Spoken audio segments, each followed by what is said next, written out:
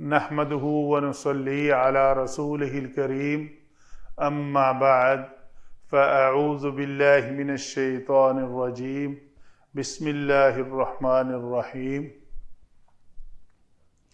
سورۃ البقرہ آیت نمبر 177 کا 5واں حصہ پارٹ ای۔ والصابرین فی البأساء والضراء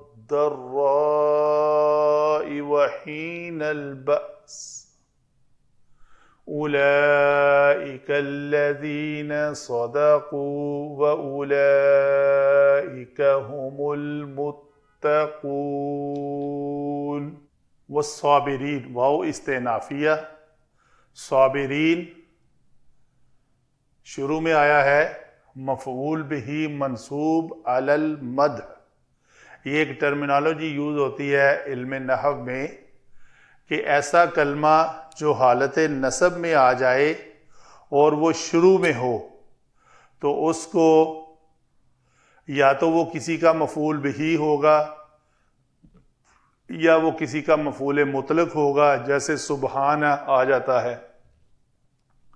تو یہ ہے علی المدح کا مطلب یہ ہے کہ اس سے پہلے ایک فعل محذوف ہے جو تعریف کے معنی میں آتا ہے۔ امدح الصابرین، میں تعریف کرتا ہوں صبر کرنے والوں کی، صبر کرنے والے تعریف کے لائق ہیں۔ اس میں جو ضمیر امدح میں ضمیر فاعل ہے یعود علی اللہ سبحانہ وتعالی ہے، یعنی اللہ تعالیٰ فرما رہے ہیں کہ میں اس کی تعریف کرتا ہوں۔ کس کی؟ اس مفعول بہ کی۔ تو یہ امدہ یہاں پہ ایک کلمہ مخصوف ہے، چھپا ہوا ہے۔ کس حالت میں؟ کہ یہ ہے فی البأساء والضراء، یہ دونوں کلمے معطوف علیہ اور معطوف مل کر اس فی کی وجہ سے مرکب جاری ہوئے۔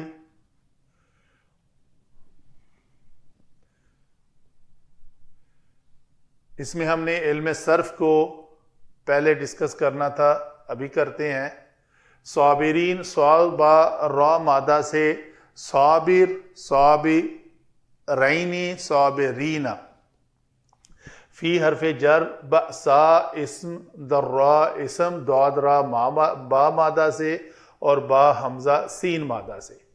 حین مرکب، حین جو ہے اس میں ظرف، البأس اسم، اولئک اسم اشارہ، الذین اسم موصول، صدقوا صاد دال قاف مادہ سے فعل ماضی جمع مذکر غائب کا صیغہ، اولئک پھر اسم اشارہ، ہم مبتدا، یعنی یہ ضمیر مرفوع منفصل ہوگی۔ المتقون واو کاف یا مادہ سے بڑی بار بنا چکے، تو یہ باب افتعال سے لفظ بنے گا متقون جمع کا صیغہ۔ آگے علم نحو کی طرف آتے ہیں تو پتہ چلا ہمیں الصابرین ایک ایسا اسم ہے جو کہ حالت نصبی میں ہے۔ اگر تو یہ حالت رفعی میں ہوتا تو ہم کہہ دیتے اس کو یہ مرفوع ہو کر مبتدا ہے، تو یہ چونکہ حالت نصبی میں ہے اس کو کہتے ہیں علماء منصوب اسم، منصوب علی المدح، میم دال ہا، مدح کہتے ہیں تعریف کرنے کو۔ تو اس سے پہلے ایک فعل محذوف جانا جاتا ہے، امدح الصابرین، میں تعریف کرتا ہوں، اگر یہ واحد متکلم کا صیغہ ہو تو۔ اگر یہ واحد مذکر غائب کا صیغہ ہو افعال کے وزن پر تو امدح الصابرین، وہ ایک مذکر تعریف کرتا ہے صبر والوں کی، تو وہ سے مراد اللہ سبحانہ وتعالی ہے۔ یہ ضمیر لوٹ رہی ہے پھر اللہ کی طرف سے۔ اچھا جی، الصابرین مفعول بہ ہوا، یہ پورا ایسے جملہ بن گیا فعل اور فاعل۔ یہ آگے مرکب جاری ہے جو کہ متعلق بنے گا اسی امدہ کے۔ تو متعلق کیسے بن رہا ہے؟ فی حرف جارہ سے، یہ مضاف اور معطوف علیہ اور معطوف، حین البأس اسم جمع اسم مرکب اضافی، تو یہ معطوف ثانی بن جائے گا۔ اس معطوف علیہ کے اوپر یہ ضراء اور حین البأس، مصیبت کے وقت حق و باطل کی جنگ میں صبر کرتے ہیں۔ اچھا جی، تو یہ مرکب جاری بھی اس فعل کے متعلق ہے جو کہ محذوف ہے۔ آگے ہے اولئک، اس میں اشارہ یہ مبتدا ہے اور موصول اپنے صلہ کے ساتھ مل کر یہ خبر ہے۔ تو یہی لوگ ہیں جو راست باز ہیں، جو سچے ہیں۔